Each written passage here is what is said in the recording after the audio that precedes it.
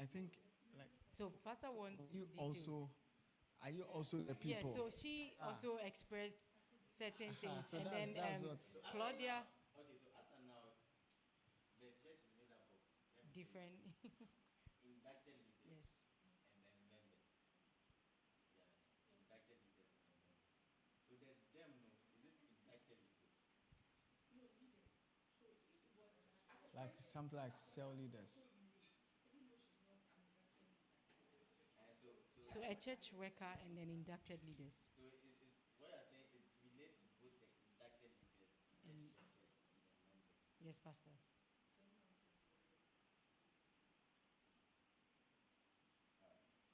Right.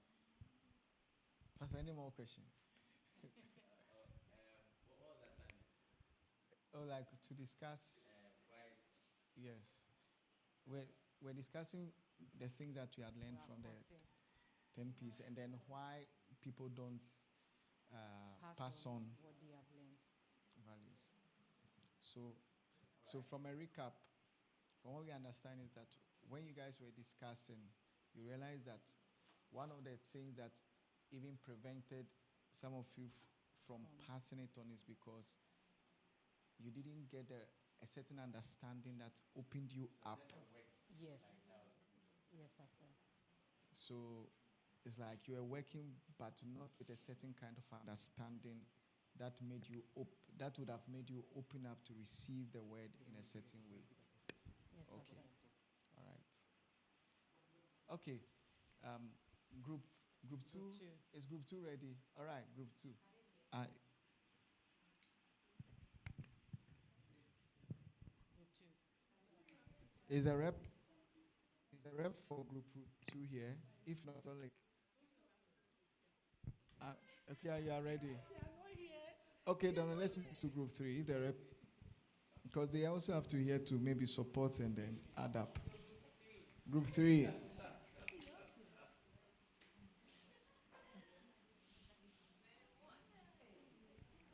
Boga. Thank you. Charlie. Thank you, Daddy Phil, for the Your shoe like Charlie, Boga. Please acknowledge Pastor Stylish, Pastor Boo, and all the leaders. You can see. And then stand. Don't be moving your legs right now. Yeah. You are ready for a lynch. We have to train you how to grab. Please. Yeah. Okay, so please, for us, we discussed everything, and then we discussed everything, and then we added flesh onto it. So I don't know if I should take it points by points or. Okay, thank you for the opportunity. So we went over what you said about what you taught us about posterity, about how being a shepherd gives us the opportunity to live out the rule of posterity. And then someone shared that when they came to Living Stones, they saw posterity in the sense that when they enter a cell, there's like someone who is being trained to be an assistant cell leader, such that if one person goes, the next person is taking over. So that was one thing. Then someone said that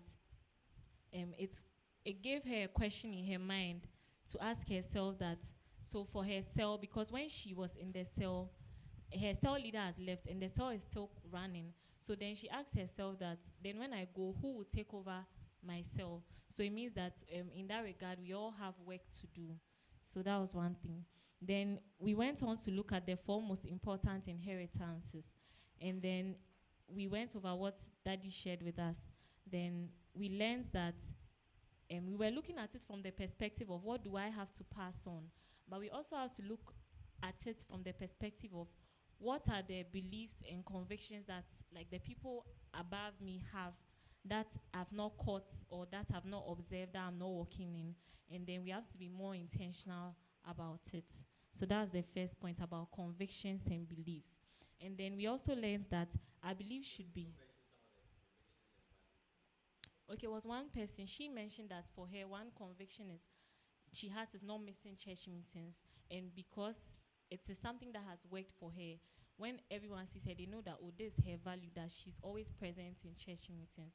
So the assignment from that point was that we should all go and meditate on either values we have that are not clear or values we want to have, write them down and be confessing them, and then strive towards actually living them out. So that was one action point from that side. Yes. Then moving on to having a good name, one thing that we learned is that one of the main ways to have a good name is to make impact. And one thing we learned under that was that this world has made us understand that everything has to be about money. Like, you have to get paid for every single thing. But sometimes there are times where you have to do something for free for someone, help someone, and that's one way we build a good name. Yes. Then we went on to the part about contacts or connections, and we dissected how we can actually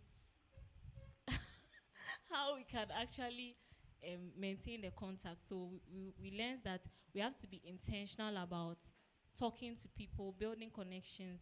Most people think far that, oh, I have to go to a conference or some big program, but just within our church circle, if you are new here or someone is new here, has anyone made the effort to connect with them? Has anyone made the effort to get to know them? So that was one thing, that we should be intentional about networking, and also that we shouldn't destroy the relationships we have, because some people will get their connections and then because of certain things, they will destroy them. And at the end of the day, or neglect them. And at the end of the day, you can't have that contact to pass on. Then, yes, then we looked at the reasons why people are not walking in the word. So we went over all that people had shared, and then ourselves, we were discussing among ourselves, and then the points that came up were that for some people it was due to lack of understanding. Like, genuinely, when the message is shared, the person doesn't understand what is being shared. So right in the meeting, the word is lost even before the word could enter. And so for that, one solution that we came up with was, just as someone shared, that praying for the spirit of understanding, so that before you even enter the meeting, you are understanding the word. Another problem that came up was the fact that people are not able to walk in the word because they are not truly submitted to the man of God that the word is coming by. So then the action point for that is that we have to pray that the Lord will cause our hearts to be submitted. And then also we have to be more intentional about getting closer to the man of God. Then another problem was what, Pastor, you mentioned about the fact that when the word comes, people don't meditate immediately. And for that one, one of the root causes that came up was that most people have come to see meditation as something very mysterious. So I have to have some 1 hour be, or some 2 hours, go and hide somewhere and meditate. But then we learned that even if it's 20 minutes, just going over the notes, just speaking, confessing, getting some time within your day to meditate will help. And instead of waiting that, oh, you meditate later in the week, if the message was shared Sunday, that Sunday you can do the meditation. Monday you can do the meditation. Tuesday, Wednesday. So just doing it now. Yes, basically. So then the last issue that came was when someone said that sometimes when the message comes, people see it as a message for someone else. So one person said that she'll work on trying to see that the message is her message and the message is coming to change her. So she has to work on herself with regards to the message. So please, that was it. Thank you very much.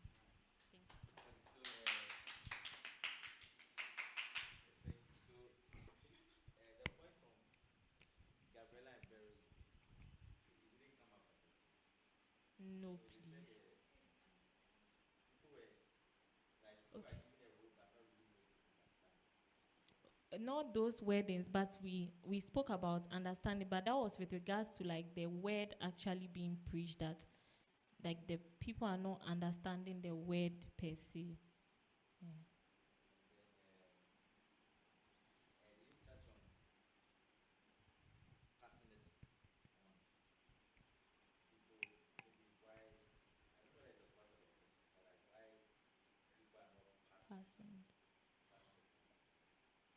Okay, no, not exactly. No, please. Thank you. Let's celebrate her. All right. Group 4.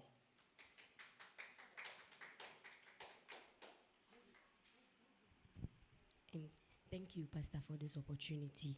I'd like to acknowledge all the leaders here. So for what we did was to share what Daddy taught us today among ourselves and personalize it. So that's how come we're able to understand what Daddy taught us. So for the first one, we spoke about the posterity of purpose, and we related it to our shepherding life.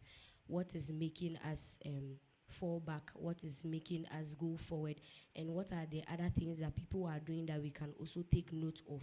We can also copy as cell leaders, as shepherds, that can help us move forward. So those are the things we spoke about. And one thing that, so for me personally, I spoke about my cell members being older than me. So in terms of age, all of them are older than me, and some of them feels like so 2-1. So for 1 year, 2 years ahead. Yes, please. This year. Yes, please. No, like some of them stayed back. Yes, some of them stayed back. So they didn't come the year in which they completed school. Yes. So that's how come. Yes. Yes, please. Yes, 1 year, 2 years. That range. Yes, please.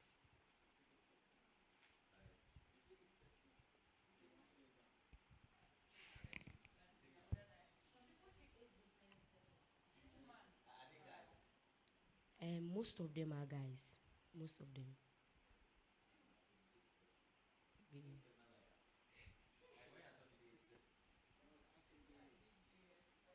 They feel like they are much conscious about the fact that they are older and then she's younger than them. So do they come for cell meeting? Some of them, not all of them. So some of them, one guy made mention that now. So I went to evangelize to them. Yes, please. Yes, please. Yes, please. And you are 1 year, 2 year older. You are 1 year, 2 years. Yes, yes. And so sometimes they insist on that. Not really, but in their actions, in case like telling them to come for camp or something. Sometimes they feel like, even though you are ahead of me academically, I know what to do. I know what to do in terms of like age. I'm grown, I'm old enough, and I know what to do. That's some of.